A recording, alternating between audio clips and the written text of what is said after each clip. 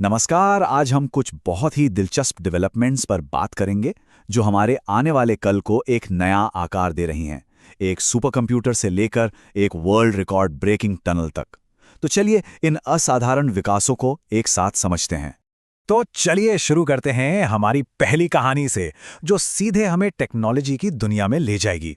अच्छा, क्या किसी को पता है कि बिहार के पास अब अपना पहला सुपर कंप्यूटर है? जरा सोचिए, इसका नाम क्या हो सकता है? और इसी के साथ हम आते हैं अपने पहले सेक्शन पर, टेक्स हाई लीप। देखते हैं कि भारत में इनोवेशन की रफ्तार कैसी है। तो जी हाँ, आईआईटी पटना में बिहार का पहला सुपर कंप्यूटर लॉन्च हो गया है और इसका नाम है परम रुद्र। पर यह सिर्फ एक मशीन नहीं है, आप समझिए, ये असल में एक बहुत ही पावरफुल टूल है जिससे मौसम की भविष्यवाणी से लेकर एआई रिसर्च और ना जाने कितनी ही मुश्किल समस्याओं को सुलझाया जा सकेगा। अब इसकी ताकत की बात करें तो परम रुद्र की कंप्यूटिंग पावर है 838 टेराफ्लॉप्स। अब आप सोच रहे होंगे ये कितना होता है, तो इसको ऐसे समझिए कि ये 1 सेकंड में खरबों कैलकुलेशंस कर सकता है। मतलब ये वाकई में अविश्वसनीय रूप से शक्तिशाली है। तो सवाल ये उठता है कि परम रुद्र बाकी सुपर कंप्यूटर्स के मुकाबले कहाँ टिकता है। देखिए, ये बिहार के लिए तो एक बहुत बड़ी छलांग है, इसमें कोई शक नहीं। लेकिन जब हम भारत के सबसे तेज सुपर कंप्यूटर एरावत या फिर दुनिया के सबसे तेज एल कैपिटन को देखते हैं, तब हमें अंदाजा होता है कि सुपर कंप्यूटिंग की दुनिया असल में कितनी बड़ी और विशाल है। अच्छा, हार्डवेयर से अब जरा आर्टिफिशियल इंटेलिजेंस की तरफ चलते हैं। आईआईटी दिल्ली से भी एक कमाल का इनोवेशन सामने आया है। उन्होंने आयला नाम का एक एआई लैब असिस्टेंट बनाया है। और ये कोई मामूली असिस्टेंट नहीं है, ये खुद ब खुद मुश्किल साइंटिफिक एक्सपेरिमेंट्स कर सकता है और तो और नतीजों को एनालाइज भी कर सकता है। जरा सोचिए, ये रिसर्च की दुनिया को कितना आगे ले जा सकता है।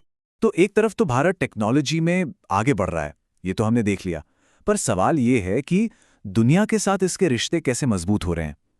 चलिए अब इसी पर नजर डालते हैं हमारे अगले सेक्शन में, India on the world stage. तो इंटरनेशनल ट्रेड में एक बहुत बड़ा कदम उठाया गया है। भारत ने न्यूजीलैंड के साथ अपना 7वां फ्री ट्रेड एग्रीमेंट साइन कर लिया है।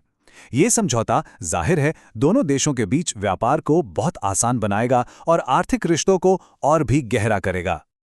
अब इस समझौते का मकसद क्या है, वो बिल्कुल साफ है। पहला तो ये कि भारत से जो भी सामान एक्सपोर्ट होगा उस पर कोई टैरिफ न लगे, मतलब जीरो टैरिफ। दूसरा, दोनों देशों के बीच जो व्यापार है उसे डबल करना। और तीसरा, जो सबसे जरूरी है, किसानों और एक्सपोर्टर्स के लिए नए मौके बनाना। मतलब एक तरह से सबके लिए एक विन विन सिचुएशन बनाने की कोशिश। और हाँ, न्यूजीलैंड के साथ ये समझौता कोई अकेली घटना नहीं है। ये भारत की जो बढ़ती हुई आर्थिक साझेदारियों की लिस्ट है, उसी में एक और अहम कड़ी है। इस लिस्ट में यूएई, ऑस्ट्रेलिया और यूके जैसे बड़े नाम तो पहले से ही शामिल हैं। तो इससे भारत की ग्लोबल ट्रेड स्ट्रैटेजी साफ नजर आती है। चलिए अब पॉलिसी और एग्रीमेंट्स से आगे बढ़कर उन चेहरों की बात करते हैं जो अपनी शानदार उपलब्धियों की वजह से आजकल खबरों में हैं। तो लिस्ट में सबसे पहला नाम है बैडमिंटन की सुपरस्टार पीवी सिंधु का। 2 बार की ओलंपिक मेडलिस्ट सिंधु अब सिर्फ कोर्ट पर ही नहीं बल्कि कोर्ट के बाहर भी एक बहुत बड़ी भूमिका निभाने जा रही हैं। उन्हें badminton world federation athlete commission का प्रेसिडेंट चुना गया है। ये वाकई में एक बहुत बड़ी जिम्मेदारी है। अगली खबर एक ऐसे विचार से जुड़ी है जो सोचने पर मजबूर कर देती है। आरबीआई के पूर्व गवर्नर उर्जित पटेल अपनी नई किताब में एक बहुत बड़ा सवाल उठा रहे हैं कि क्या आर्थिक प्रतिबंध यानी इकोनॉमिक सैंक्शंस वाकई उस तरह से काम करते हैं जैसा हम सोचते हैं। ये एक ऐसा सवाल है जो पूरी ग्लोबल डिप्लोमेसी को ही चैलेंज करता है। और इस सेक्शन में आखिर में हम विज्ञान जगत के एक दिग्गज को श्रद्धांजलि देंगे। महान भौतिक विज्ञानी जयंत विष्णु नारिलेकर को मरणोपरांत भारत के सबसे बड़े विज्ञान पुरस्कार विज्ञान रत्न से सम्मानित किया जा रहा है। विज्ञान में उनका योगदान हमेशा हमेशा याद रखा जाएगा। और अब चलते हैं हमारी आखिरी कहानी की तरफ, जो हमें इंजीनियरिंग के एक ऐसे करिश्मे के पास ले जाएगी जिसने एक नया वर्ल्ड रिकॉर्ड बना दिया है। तो हुआ यह है कि चीन ने दुनिया की सबसे लंबी एक्सप्रेसवे टनल तियानशान शिंगली टनल का उद्घाटन किया है। ये विशाल सुरंग सीधे तियानशान पर्वत श्रृंखला को चीरती हुई निकलती है। सच में इंजीनियरिंग का एक बेजोड़ नमूना है ये।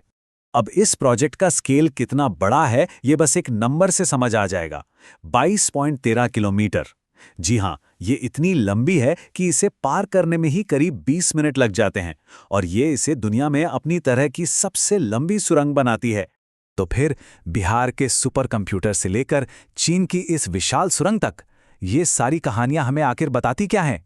मेरे ख्याल से ये दिखाती हैं कि दुनिया कितनी तेजी से बदल रही है और इंसानी महत्वाकांक्षा की सच में कोई सीमा नहीं है। अब बड़ा सवाल यह है कि इस तेजी से बदलते भविष्य में हम सब अपनी जगह कैसे बनाएंगे।